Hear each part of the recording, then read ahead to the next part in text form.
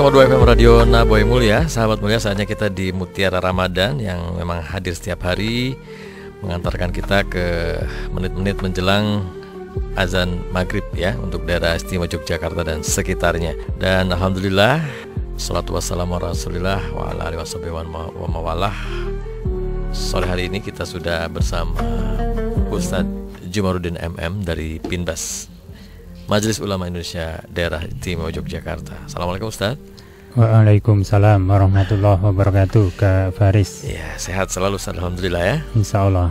Ya, sore hari ini sahabat mulia, kita akan bersama Ustaz Juma dengan topik bahasan agak beda dengan yang sebelumnya nih Ustaz ya. Jadi lebih ke mengenal siapa musuh kita sebenarnya gitu ya. Ya, mengenal musuh dan cara menghindarinya. Iya, silakan Ustaz untuk pemaparan awal. Ya, terima kasih Kak Faris, sahabat mulia. Assalamualaikum warahmatullahi wabarakatuh. Waalaikumsalam warahmatullahi wabarakatuh. Alhamdulillahirabbil alamin. Asyhadu alla ilaha illallah wa asyhadu anna Muhammadan abduhu wa rasuluh. Allahumma sholli ala sayyidina Muhammadin wa ala alihi wa sahbihi ajma'in, amma ba'du. Qala Allah Ta'ala fil Qur'anil Karim, a'udzu billahi minasyaitonir rajim. Ya ayyuhalladzina amanu dkhulu fis silmi kafah wa la tattabi'u khutuwati syaiton innahu lakum aduwwum mubin. Wa qala ta'ala aidan, a'udzu billahi minasyaitonir rajim. Ya ayuhan nas kulu mimma fil ardi halalan thayyiba wa la tattabi'u khutuwati syaiton innahu lakum aduwwum mubin. Shadaqallahul azim.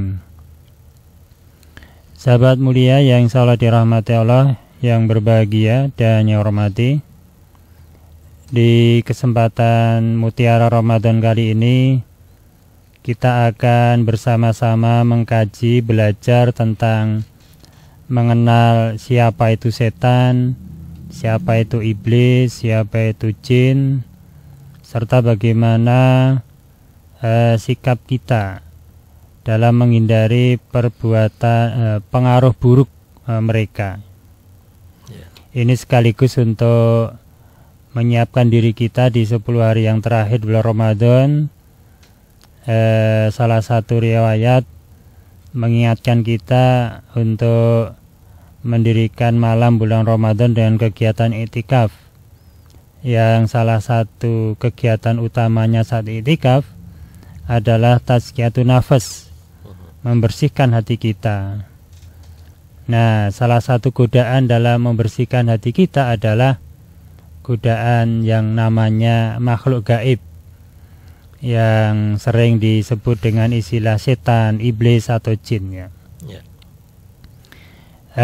Sahabat mulia, jadi setan dan iblis seringkali dianggap sama, namun kalau kita kenal dalam berbagai penjelasan, ada perbedaan yang mendasar di antara keduanya. Kalau kita sebut iblis, itu nama bagi makhluk yang menentang perintah Allah secara terang-terangan.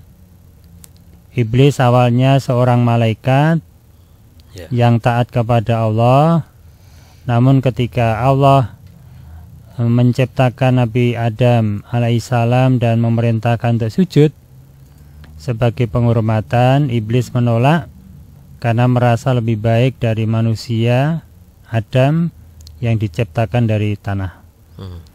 Oleh karena kesombongannya, iblis dihukum dan diusir dari surga oleh Allah, serta berjanji akan menyesatkan manusia hingga hari kiamat. Terdokumentasi di dalam Al-Quran surat Al-Hijr ayat 39, yang intinya iblis berkata, ya Tuhanku, karena engkau telah menghukumku sesat masuk neraka, maka aku benar-benar akan menghalangi mereka manusia dari jalanmu yang lurus. Tentu yang bisa digoda oleh iblis, yang bisa diajak ke jalan yang tidak lurus atau jalan sesat. Kemudian setan itu sebutan umum bagi semua makhluk yang menjadi pengikut iblis, baik dari golongan jin maupun manusia. Di surat An-Nas itu ada minal jinnati wan nas. Jadi jin dan manusia punya potensi digoda oleh setan, atau barangkali menjadi temannya setan ya. Setan berusaha menghalangi manusia untuk beribadah dan mendekatkan diri kepada Allah. Setan tidak hanya menggoda melalui bisikan, tapi juga merayu, bisa melalui perasaan dan keinginan duniawi sebagai perantaranya atau medianya. Nah, sedangkan beda dengan setan dan iblis, yaitu jin, yaitu makhluk gaib yang diciptakan Allah dari api, berbeda dengan manusia yang diciptakan dari tanah. Mereka juga diberi kebebasan untuk memilih beriman atau tidak. Itu jin ya. Dan sebagian dari mereka memilih untuk menjadi setan. Jadi ada jin beriman dan jin setan ya. Allah berfirman dalam Quran surat Az-Zariyat 56 yang intinya, dan aku tidak menciptakan jin dan manusia melainkan agar mereka beribadah kepadaku. Wa ma khalaqtul jinna wal insa illa liya'budun. Sahabat mulia, jin juga bisa baik atau jahat. Jin yang jahat yang mengikuti iblis, jadi jin iblis gitu, atau jin setan ya. Ada juga yang bagian dari setan yang berusaha menyesatkan manusia. Jin iblis, jin setan, jin beriman. Nah, setelah kita mengenal sifat setan, iblis, dan jin, lalu bagaimana kita cara mewaspadainya? Nah, setan, iblis, dan jin itu memiliki beberapa sifat yang perlu kita waspadai. Di antaranya mereka suka menggoda dan menyesatkan. Kemudian hasad, iri, dan dengki. Kemudian membuat lupa diri. Setan sering membisikkan agar kita lupa beribadah, melupakan dosa-dosa yang kita lakukan, dan menggiring kita untuk lebih mementingkan dunia daripada akhirat. Itu bentuk lupa dirinya. Kemudian menyebarkan keburukan dan kekacauan. Iblis dan setan berusaha untuk menumbuhkan kebencian, permusuhan, atau kekacauan di antara manusia seperti melalui gosip, fitnah, dan perselisihan. Mungkin kalau sekarang di zaman medsos ya, mungkin ada istilah hoax ya, penyebar berita bohong ya, yang biasanya cenderung keburuk dan kacau. Kemudian sikap umat Islam dalam menghadapi setan, iblis, dan jin. Sebagian umat Islam kita diajarkan untuk selalu menjaga diri dari gangguannya yang buruk. Nah, di antaranya pertama dengan berdoa dan meminta perlindungan kepada Allah.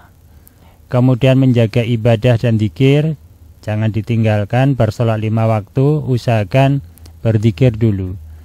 Kemudian menjaga pandangan dan lisan.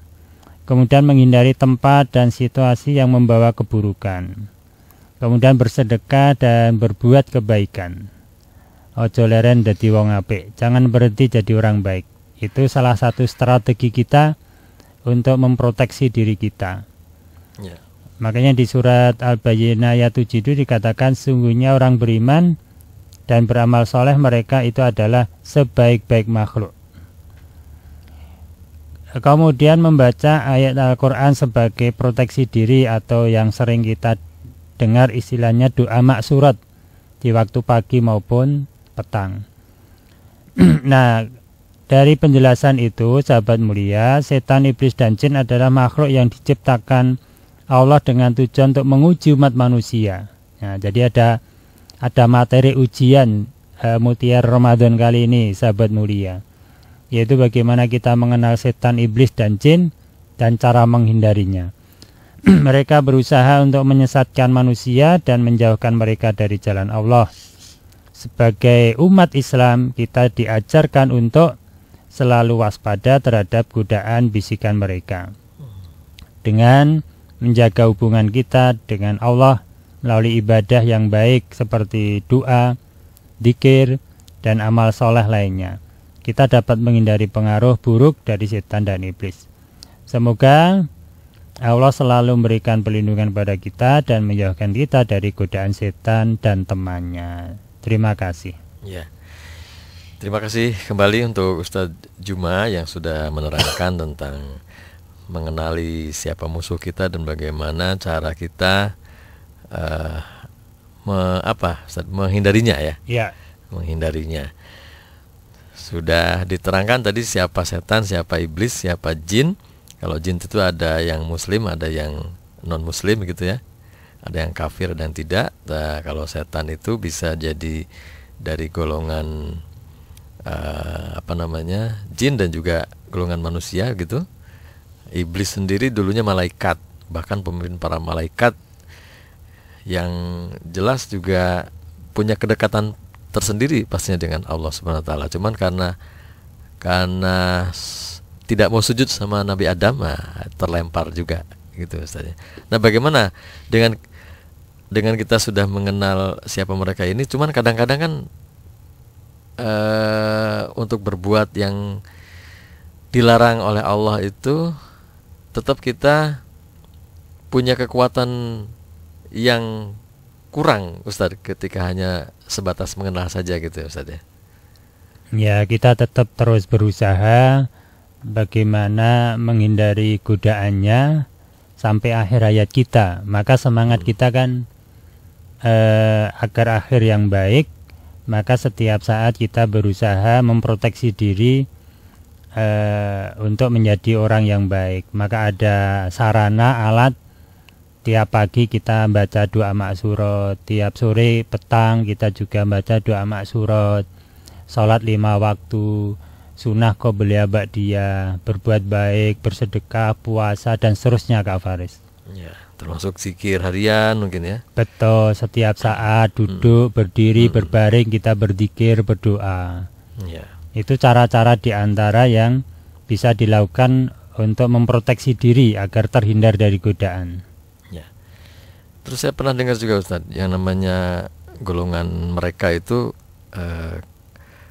kendaraannya adalah nafsu yang ada dalam diri kita. Ya. Itu bagaimana kaitannya antara godaan setan dengan nafsu itu sendiri? Ya, manusia itu terdiri dari iman, hati nurani, akal pikiran, dan nafsu ya. Ya. Kalau hati nurani iman itu biasanya cenderung ke arah yang baik. Tapi sebagai manusia seharusnya mengelola 3 potensi dirinya secara seimbang. Demikian juga pikiran ya. Pikiran cenderung untuk menganalisa setelah mendapat informasi dari panca indera kita. Ya, seharusnya pikiran itu juga rujukannya ke hati nurani juga. Nah, demikian juga hawa nafsu kita. Jangan sampai tersalurkan ke jalan yang sesat. Nah, kalau bisa hawa nafsu juga dikendalikan oleh akal pikiran kita dan hati nurani kita, sehingga ketiga-tiganya seimbang, memberi energi kepada manusia untuk taat kepada Allah. Jadi nafsu itu ada bukan untuk dihilangkan tapi dikelola. Demikian juga akal pikiran, demikian juga hati nurani. Orang terlalu lembut nuruti hati nurani dalam kehidupan ini juga barangkali perlu diingatkan bahwa potensi dirinya tidak hanya hati nurani tapi juga ada hawa nafsu dan pikiran juga. Jadi manusia yang terbaik adalah yang seimbang. Kuntum khaira ummah ukhrijat linnas ta'muruna bil ma'ruf wa tanhauna 'anil munkar. Al-ayah ila akhiri. Mungkin gambarannya seperti itu Kak Farid. Jadi kalau kaitannya nafsu kemarin sudah dikaji tentang nafsu, ada nafsu amarah, nafsu lawamah, ada nafsu sufiyah, ada nafsu mutmainnah. Yang kalau sudah kita kenal, ya harapannya kita bisa ancang-ancang untuk menghindarinya. Sehingga pentingnya kita ngaji seperti ini, belajar kita jadi tahu sehingga mana yang harus kita lakukan, mana yang harus tidak kita lakukan. Ya. Itu Kak Faris. Ya. Ya, kita sore ini berarti betul-betul ingin mengenal diri dan mengenal siapa musuh diri itu, berarti Ustaz ya. Ya. Termasuk juga ini bagian dari iman kepada yang gaib juga kan, sama juga Ustaz ya. Ya. Jadi ada barang-barang atau makhluk yang memang terlihat dan tidak terlihat, dan kita percaya iman kepada hal-hal yang gaib juga. Kita percaya gaib untuk dihindari, bukan untuk jadi teman. Itu harus jelas batasnya Ustaz ya. Ya. Oke, nanti kita lanjut lagi tentang tadi yang terakhir Ustaz, bukan untuk jadi teman tadi itu ya. Iya. Kita nanti lanjut ke situ, tetap di 100,2 FM Radio Nabai Mulia. Tetap gabung terus sahabat mulia. 100,2 FM Live streaming dengarkan @nabawimuliafm.com. Radio Nabawi Mulia 100,2 FM Radio Nabawi Mulia. Sahabat mulia, kita masih di Mutiara Ramadan bersama Ustadz Juma dari Pinbas, Pusat Inkubasi Bisnis MUI Daerah Istimewa Yogyakarta, dan bahasan kita tentang bagaimana cara menghindar dari setan, jin, dan iblis. Yang mau bergabung via WhatsApp, sudah ada nih Ustadz yang sudah bergabung. Yang mau bergabung silakan, WhatsApp kita dihafalkan, ditulis langsung ya, 0815 101234. Sekali lagi 0815 101234. Ini ada Pak Agus ya, Pak Agus dari Imogiri. Dalam konteks alam gaib di Islam ada hantu atau tidak Ustadz? Gitu. Ya. Pertanyaannya dari Pak Agus. Mudah-mudahan yang tanya ini musuhnya setan gitu ya. Saya malah amin ya, amin. Bener ya amin ya Ustadz? Kalau musuhnya setan itu berarti kan tidak ingin jadi temannya setan gitu. Ya. Oh iya, betul Ustaz. Ya. Jadi Pak Agus di Jalan Imogiri, terima kasih.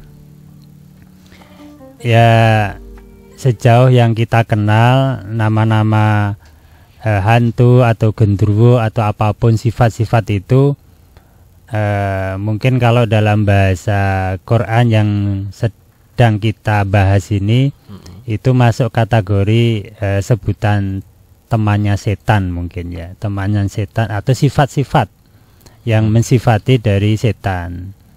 Intinya kelompok-kelompok itu muncul dari barangkali ada juga yang memahami itu kalau manusia tidak tenang, tidak terproteksi dirinya, itu cenderung memang mudah diganggu, digoda oleh setan ya. Makanya ketika bepergian atau berada di rumah mau tidur, kita disuruh berzikir, berdoa itu kan dalam rangka untuk memproteksi diri agar tidak diganggu, digoda oleh kelompok setan iblis tadi itu. Nah, kalau pertanyaan ada nggak istilah genderuwo? Kalau saya jawabnya itu istilah saja, kelompok dari setan atau iblis, begitu Kak Faris. Jadi ya intinya ada juga Ustaz ya. Ya nanti mungkin kalau di luar Indonesia istilahnya bukan hantu ya, vampir. Nah, bisa juga, atau sebutan lain di sesuai daerah atau negara yang bersangkutan. Intinya makhluk gaib, kelompoknya setan atau iblis. Cuma sebutannya sesuai dengan keadaan daerah atau negara yang bersangkutan ya. Oh ya, jadi terkait nama itu ada perbedaan pasti di setiap tempat ya. Tiap daerah, nggak usah di luar negeri, di Indonesia aja penyebutannya bisa beda kok. Ya. Hantu pun bisa diekspresikan dengan sebutan yang lain. Tapi kalau dalam bahasa Al-Quran ya setan, golongan setan atau iblis gitu. Ya. Nah, terus bagaimana Ustaz cara melindungi diri dari gangguan-gangguan golongan mereka yang jin yang usil, terus setan yang tadi ya, yang suka membisiki, menggoda gitu Ustaz. Iya. Jadi kalau kita lihat di beberapa penjelasan, katakanlah kalau godaannya itu berupa perbuatan maksiat gitu ya. Ya. Maka cara menghindarinya kita kalau maksiatnya itu bentuknya zina, kita jaga pandangan, menundukkan mata, dan menjaga diri dari situasi yang dapat menggiring ke perbuatan dosa. Berdoa dan berzikir agar terhindar dari godaan setan. Apalagi sekarang era medsos, jaga pandangan itu tidak hanya di luar rumah ya, di dalam kamar bisa ya. Diusahakan diproteksi diri kita dengan menjaga pandangan. Kemudian menyebarkan dusta fitnah di era medsos ini juga ada cara-cara yang harus kita lakukan supaya kita terhindar. Mungkin berbicara dengan kebenaran, caranya itu ya. Di medsos kalau temannya bicara yang tidak benar, kita merespon dengan cara yang benar, menjaga lisan. Sedang ngobrol enak dengan teman obrolan ya, gunakan lisan kita untuk merespon yang benar. Kalau tidak ya diem aja dari lisan kita. Yang pertama tadi mata, yang kedua lisan, Ustaz ya. Ya. Kemudian menghindari gosip. Ini biasanya dari telinga ke mulut kan, itu biasanya ya. Dengar kemudian diomongkan gitu ya. Atau menyebarkan berita tanpa verifikasi yang jelas. Sehingga kita ikut-ikutan menyebarkan sesuatu yang enggak jelas, alias kita ikut dosa juga ya. Kemudian contoh yang lain, cara-cara makhluk gaib menggoda kita yang menentang perintah Allah, yaitu dengan meninggalkan sholat. Nah, caranya menghindari agar kita tidak tergoda untuk meninggalkan sholat 5 waktu, yaitu dengan istiqomah kita jalani sholat 5 waktu, mengingatkan diri dan keluarga untuk selalu jaga sholat. Kalau tadi Pak Agus di Imogiri ingin keluarganya terhindar dari godaan setan, salah satunya kerjakan sholat waktu, ingatkan istrinya, anak-anaknya, mungkin siapapun yang ketemu diingatkan untuk sholat. Karena kalau lingkungan kita baik, maka kita juga akan tenang gitu loh. Tidak hanya diri kita dan keluarga, mungkin juga lingkungan perlu diingatkan dengan cara yang baik. Kemudian juga jangan berhenti untuk membaca Al-Quran ya. Karena ada risikonya kalau kita mengabaikan perintah membaca Quran dan mempelajarinya, maka kita ada kemungkinan mudah digoda juga dalam kehidupan sehari-hari. Jadi sempatkan, punya hafalan lah ayat pilihan atau surat pendek. Kalau kita sering baca 2 surat pagi dan petang kan ada bacaan surat Anas, Falak, Ikhlas, kemudian ayat kursi, awal surat Al-Baqarah, akhir dari Al-Baqarah. Itu kan bagian-bagian cara kita untuk memproteksi diri, menghindari agar tidak terjebak pada pengabaian tuntunan Al-Quran ya. Karena kita selalu membaca baik tulisan teks Arabnya maupun artinya. Apalagi sekarang nggak bisa baca teks Arab, kan ada tulisan Indonesia tapi cara membaca Arabnya. Ya walaupun itu juga hati-hati ya Kak Faris ya. Ya belajarlah di masjid TK TPA, ada kok sekarang TPA lansia gitu ya, yang tua-tua ya. Kalau di santri lansia ya. Ya di Masjid Selok Raman Kota Gede itu ada ya untuk lansia, TPA lansia. Di berbagai tempat lain juga ada.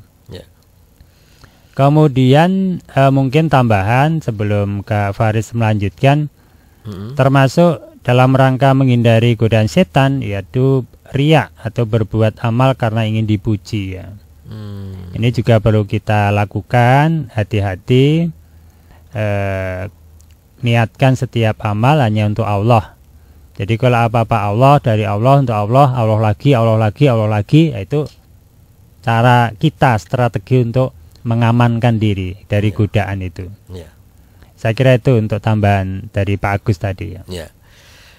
Demikian Pak Agus. Oh, masuk lagi WhatsApp-nya. Saya mengajarkan kepada anak saya bahwa hantu itu tidak ada, Ustaz. Karena seperti disampaikan tadi, tiap daerah kan hantunya berbeda-beda gitu.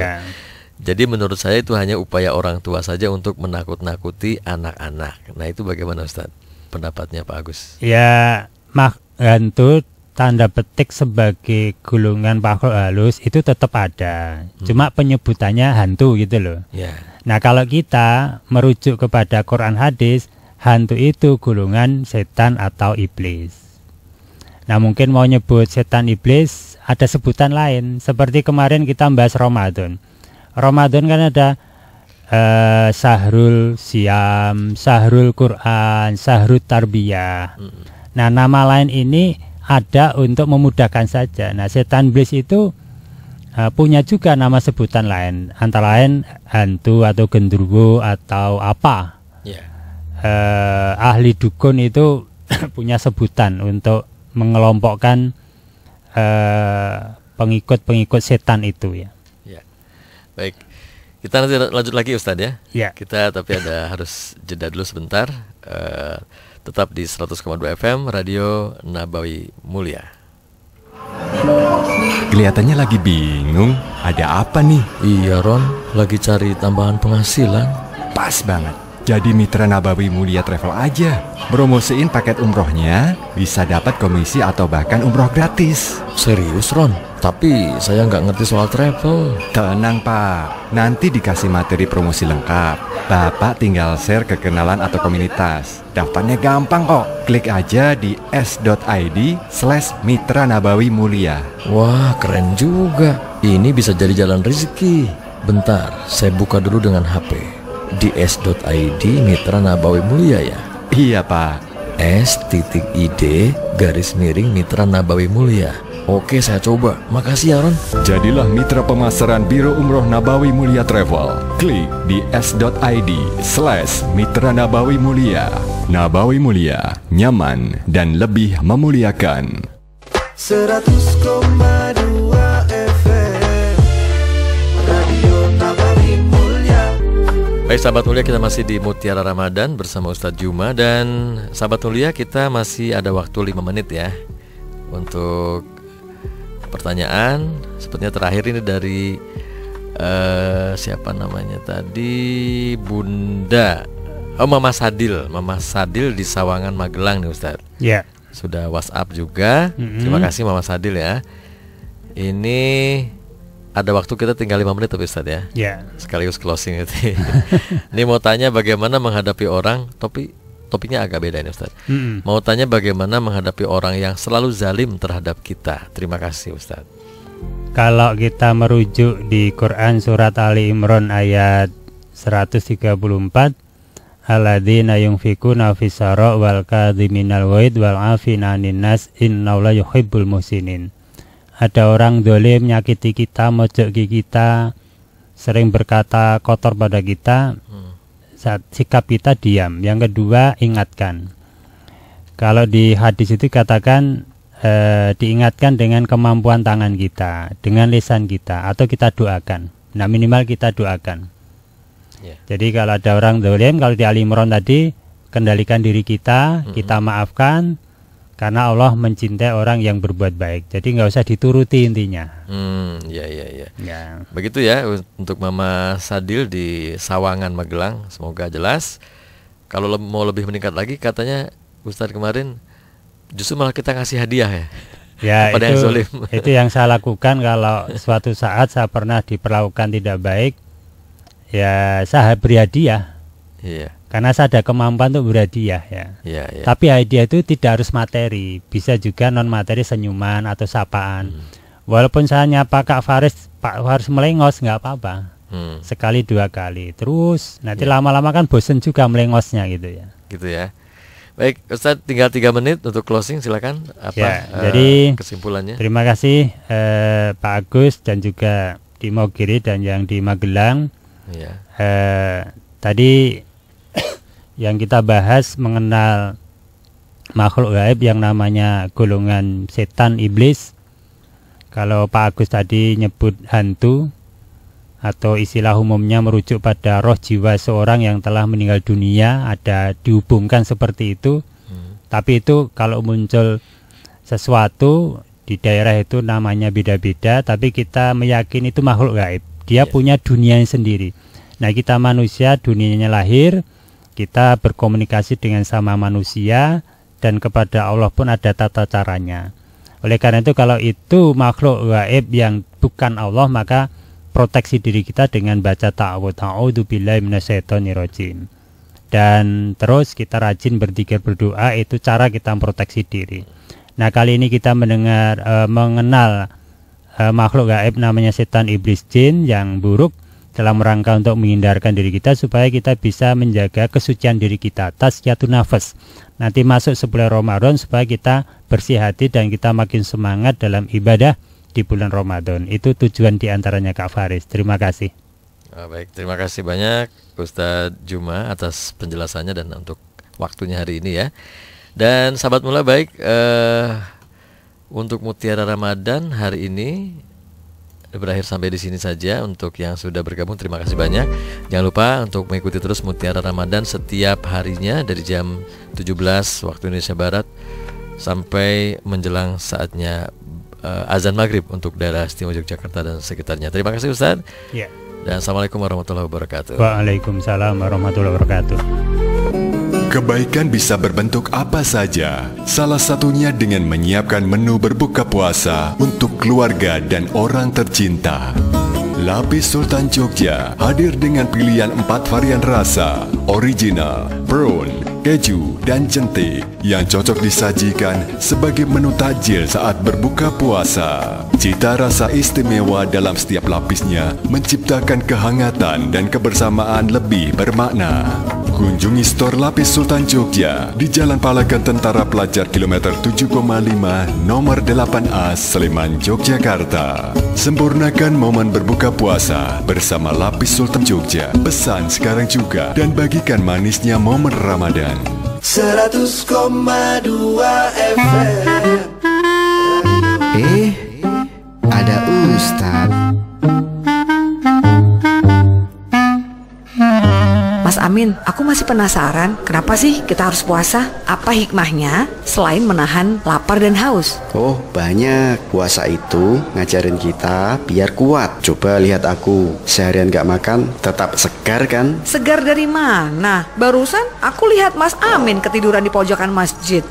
Itu bukan tidur, tapi meditasi. Kebetulan saya dengar ada yang bahas hikmah puasa nih. Ada Pak Ustadz. Nak Siti, Nak Amin, puasa itu bukan sekadar menahan lapar dan haus. Ada banyak hikmah seperti melatih kesabaran, meningkatkan ketakwaan, dan lebih peka terhadap sesama. Jadi, kalau aku nahan lapar, tapi masih suka marah-marah, puasanya kurang maksimal ya? Betul, Nak Amin. Puasa yang baik itu bukan hanya menahan makan, tapi juga menahan amarah dan menjaga perilaku. Wah, berarti aku harus lebih sabar ya kalau lihat Mas Amin pura-pura meditasi lagi. Loh, Siti, kok aku yang kena?